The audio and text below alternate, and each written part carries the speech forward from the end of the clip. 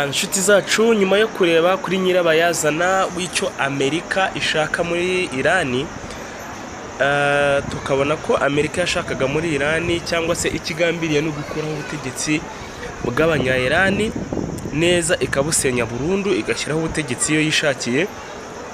Ikindi gusenya systeme zose za misile za Irani no ko Irani itagira intwaro kirimbuzi cyangwa se bombe nucléaire. Uyu munsi rero duheruka kandi kuganira ku ntambara ikomeye hagati ya leta ya Irani na Israeli. Iyi Israeli ifashijwemo na leta zunze ubumwe za Amerika. Tuvuga ko iyi ntambara ishobora guhindura politike y'isi yose ndetse igateza n'intambara ikomeye mu burasirazuba bwo hagati. Uyu munsi tugiye kurebera hamwe ibindi bintu bikomeye cyane. Ikiganiro cyacu kirareba uburyo Irani ishobora gukoresha kugira ngo itsinde iyi ntambara. Birashoboka ko Irani yatsindiye iyi ntambara rwose, Amerika igakubitwa inshuro igataha amara masa. Tugiye kurebera hamwe rero mu ngingo yacu y'ikiganiro cyacu cy'uyu munsi icyo Irani yakora kugira ngo itsinde iyi ntambara cyangwa se uko Irani ishobora gutsinda iyi ntambara. Ingingo ya kabiri turaza kurebera hamwe ibihugu bishobora kwinjira mu iyi ntambara mu minsi ya vuba cyane. Ku ngingo yacu ya gatatu urabona ko tugarutse ku ngingo ya kabiri ibihugu bishobora kwinjira mu iyi ntambara vuba aha. Murabona ko Irani ikimara guterwa na leta zunze ubumwe za Amerika ndetse na Israeli yahise yataka ibihugu bitandukanye byubatswemo ibirindiro by'abanyamerika. Ibi ngibi ni ukuvogera ubusugire bw'ikindi gihugu. Nubwo harimo ibirindiro bya leta zunze ubumwe za Amerika, ariko haba habayeho violation ya autonome y'uburenganzira bw'ikindi gihugu, kuransayo misile ukagira ibyo usenyeyo, hari n'abaturage bapfa abandi bagakomereka ndetse n'ibikorwa remezo by'igihugu birangirika. Aha rero niyo mpamvu tugiye kurebera hamwe nanone mu ngingo yacu ya kabiri ibihugu bishobora kwinjira mu iyi ntambara vuba bidatinze. Ku ngingo ya gatatu mutwemere tuze kuganira turebe niba ese koko iyi ntambara ishobora guteza intambara ya gatatu y'isi yose. Ibi birimo ibintu bikomeye cyane tugiye kubumbura. Reka dukomezanye muri iki kiganiro. Isesengura rirambuye ku byabazwa cyangwa se ku by'abantu bibaza benshi ku ntambara ya Irani na Israeli ibifashijwemo na leta zunze ubumwe za Amerika. Ibi ni ibintu abantu benshi bibaza tujye gukoraho ubusesenguzi. Nababwiye ko mu ngingo turi bugane hari ingingo eshatu. Ingingo ya mbere tugiye kurebaho ni ukwibaza ngo mbese Irani ishobora gutsinda iyi ntambara yagabwe na Israeli. Reka turebere hamwe ku mpande zombi. Irani ifite abasirikare barenga 600,000. Irani kandi ifite misile nyinshi cyane za balistike, zimwe zizwi n'izitazwi. Irani ifite drone z'intambara, drone za kamikazi za Shahedi. Izi drone tubibutse ko drone za Shahedi ni drone zikorwa ku giciro gitoya cyane ariko bigoranye cyane kuyihagarika. Nuvuga ngo iyi drone ikorwa ku madolari $200 ya leta zunze ubumwe za Amerika. Kuyihagarika byonyine igatwara miliyari 4 za leta zunze ubumwe za Amerika. Ni ukuvuga ngo drone 200 zoherejwe mu ntambara zashengabaza ubukungu bwa leta zunze ubumwe za Amerika ku kigero kitigeze kibaho mu mateka y'isi. Ni ukuvuga ngo misile zihagarika indege zihanura izi drone zashira mu bubiko, leta zunze ubumwe za Amerika na Israeli bagasigara nta misile n'imwe bafite biturutse ku izi Shahedi, ku izi drone z'intambara z'ubwiyahuzi za Shahedi. Ikindi Irani ifite imitwe iyifasha mu karere nk'abahuti, kagira Hezbollah, kagira Hamas n'indi mitwe ya ifasha Irani. Iyi mitwe tubonamo muri Gaza, muri Lebanon harimo Hezbollah mu mitwe yo mu karere ifasha Irani. Iyi mitwe nayo yatangiye kurasa kuri Israeli. Muzi ko iyi mitwe yangana urunuka na Israeli. Dufite kandi undi mutwe wa Hamas wo muri Gaza nayo irafasha Irani, tukagira n'abahuti bo muri Yemen. Ni ukuvuga ngo ibi bihugu, iyi mitwe ifasha Irani nayo niyo ku ruhande rwa Irani ishobora kwifasha gukubitira Isiraheli muri iyi ntambara. Ibi nibyo twarebaho bishobora gutuma Irani itsinda ino ntambara. Ese koko ibi byatuma Irani ishobora gutsinda Isiraheli ikayikubita hasi iturutse mu bice byinshi icyarimwe? Ni ukuvuga ngo Irani ifashijwe n'iyi mitwe ishobora kwataka Isiraheli iturutse mu majyepfo, igaturuka mu burasirazuba, igaturuka mu burengerazuba, igaturuka mu majyaruguru, iturutse mu bice byose bya Isiraheli. Kandi mwibuke ko Isiraheli ni agahugu gatoya, Abahezibora bahereye mu burasirazuba, Hamas igahera mu majyaruguru, Abahuti bagahera mu majyepfo, noneho Irani nayo igakubitira mu burengerazuba. Isiraheli bakayigotagota, biroroshye kuyikubita baciye mu bice bitandukanye byose. Isiraheli igakubitirwa icyarimwe, igahita ijya kwitaka nko kumanura igisiga kiguruka mu kirere. Aha rero niho twahere tuvuga ngo ubusesenguzi dukora bushobora gutuma Irani ishobora gutsinda intambara uko birebeye mu indorerwamo, ikoresheje izi nkingi zayo zose, abasirikare bayo barenga 600, igakoresha misile nyinshi cyane za balistike. Tubibutse ko mu mateka y'isi kuva isi yabaho, Irani nicyo gihugu cya mbere kibashije kuronshinga misile balistike zirasiwe munsi y'ubutaka. Nta kindi gihugu na kimwe gifite system yo kurasa misile ziri munsi y'ubutaka. Nuvuga ngo misile mu intambara ihuje Iran na Israel ifashijwe na Leta Zunze Ubumwe za Amerika, ni ukuvuga ngo misile Iran irimo ekoresha ziri gupfupfunuka munsi y'ubutaka. Nta munyamerika n'umwe uzi aho izi misile ziri guturuka. Iyo ni systeme cyangwa se n'uburyo bwiza bw'ikoranabuhanga bushobora gutuma Iran yakubita hasi Israel. Icya kabiri, twugiranyije nanone turebye ku ruhande rwa Israel, ubusesenguzi buragaragaza ko Israel ifite ikoranabuhanga rihanitse cyane kurenza irya Iran. Bikavuga ko kandi Israel ifite indege z'intambara za F-35 Lightning kabiri yahawe na Leta Zunze Ubumwe za Amerika. Izi najyo ni indege kabuhariwe. Izi ndege zirakomeye cyane, ari ni indege za kabuhariwe ku rugamba. Nubwo muri iyi ntambara Iran irimo izikubita inshuro buri kanya, izihanura rwose bitanayigoye. Nanone kandi Israel ifite uburyo bukomeye bwo kwirinda misile bwitwa Iron Dome. Nubwo ububwirinzi bw'ikirere bwa Iron Dome bwacitse amazi, Iran irabushwanyaguza. Iran irashwanyaguza igihugu cya Israel nkaho nta bwirinzi bw'ikirere bukeya buhari. Ikindi, Israel ifite ubufasha bukomeye cyane bwa Leta Zunze Ubumwe za Amerika, nabyo bishobora kuyiha gukubita cyangwa se kuzahaza no gusenya no gushengabaza igihugu cya Iran. Amerika ifasha Israel mu buryo butandukanye, aho iyiha intwaro ndetse ikayiha n'ibyogajuru biyifasha mu butasi, ikayifasha mu buryo bw'ubutasi, ikayiha amakuru ndetse ikayiha n'indege z'intambara. Ibi nabyo bishobora guhereza imbaraga Leta ya Israel kugira ngo ibashe gutsinda Iran. Tugana ku mwanzuro w'iki kiganiro rero, Iran ishobora gukora Israel cyane, yayigora ikayikubita ikayikora ahantu rwose muri iyi ntambara. Nk'umwanzuro w'ubusesenguzi ku iki kintu kivuga ngo mbese Iran ishobora gutsinda iyi ntambara yashejwe na Israel na Leta Zunze Ubumwe za Amerika.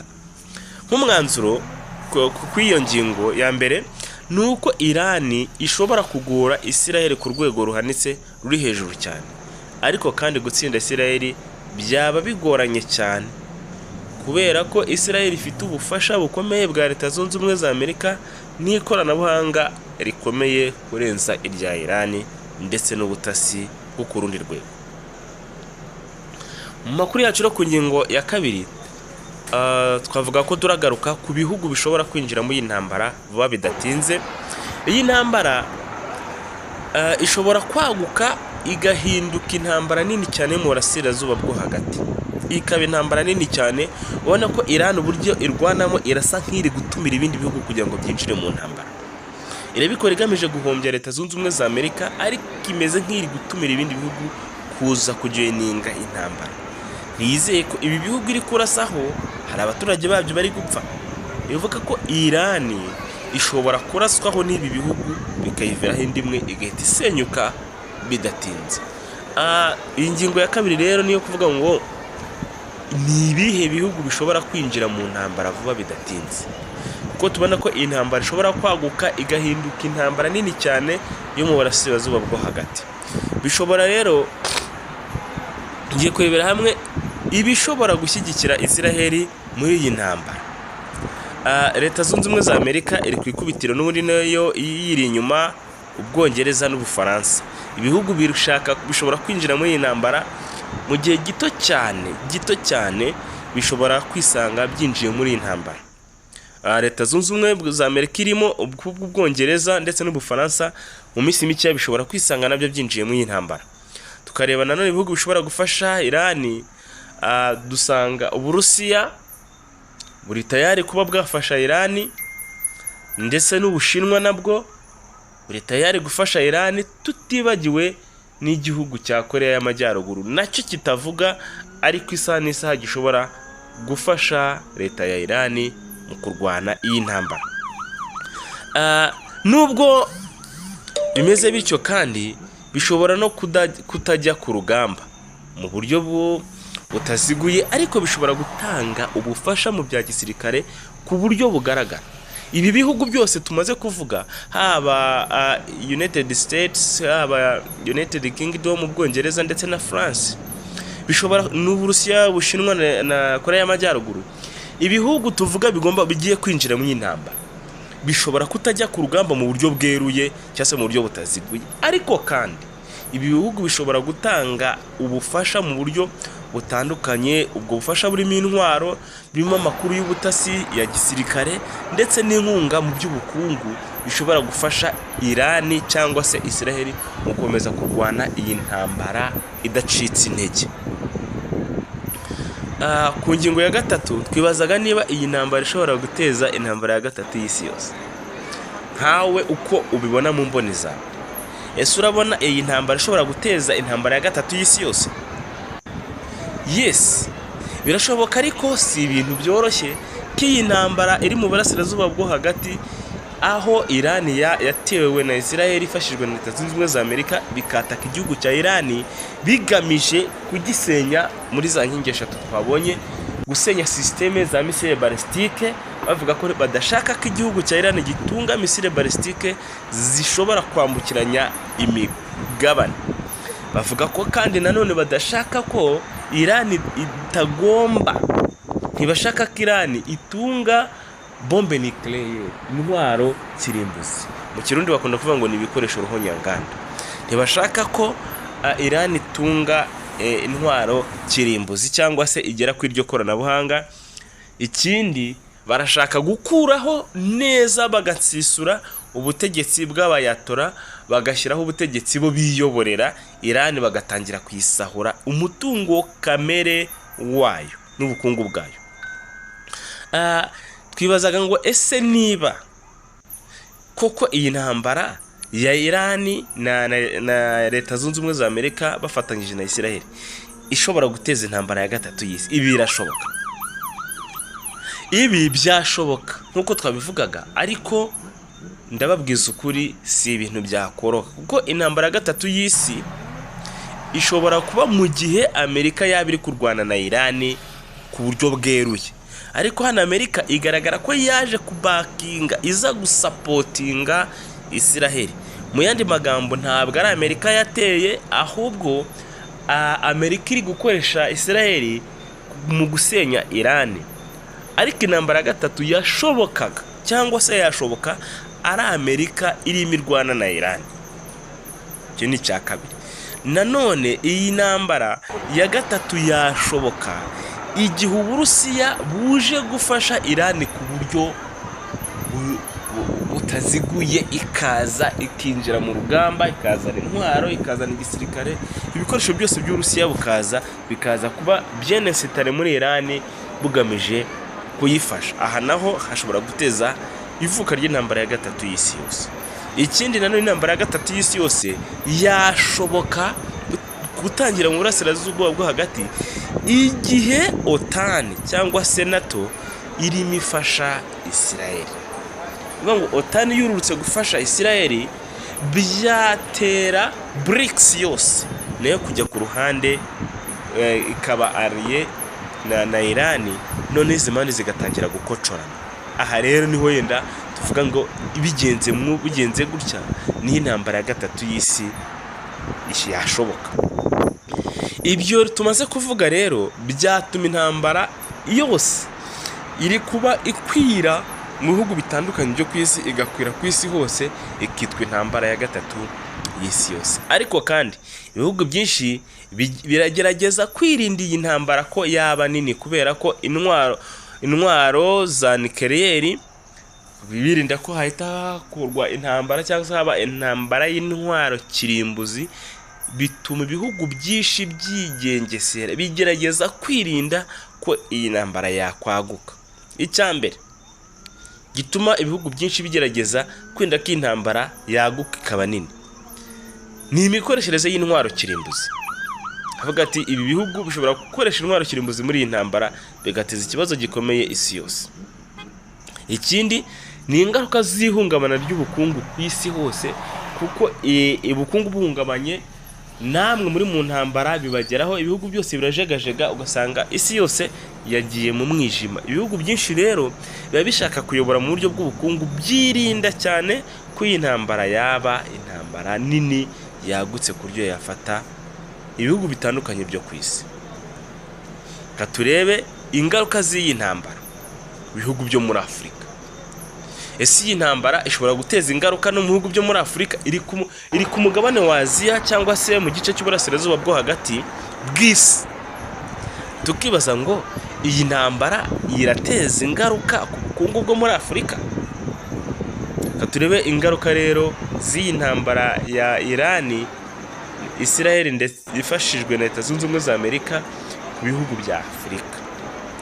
Nubwo intambara iri kure bwose, nkuko namwe mubibona mu mboni zanyu, iyi ntambara iri kure pe, iri muri Aziya, mu burasirazuba bwo hagati, ariko ishobora kugira ingaruka ku bihugu bitandukanye byo muri Afurika ndetse n'u Rwanda specifically rurimo. Intambara izagira ingaruka cyangwa se yatangiye no kugira ingaruka no ku Rwanda. Izo ngaruka zishobora kuba izi zikurikira rero. Turavuga mu buryo butatu. Ingaruka ya mbere ni ukuzamuka kw'ibiciro by'ibikomoka kuri peteroli. Mu kiganiro duheruka gukora twababwiye ko ibikomoka kuri peteroli byamaze kuzamukaho 10% bitewe n'uko umuhora wa Hormuz wacishwagamo 1/3 cya peteroli y'isi yose ikoreshwa ku isi yose wamaze gufungwa.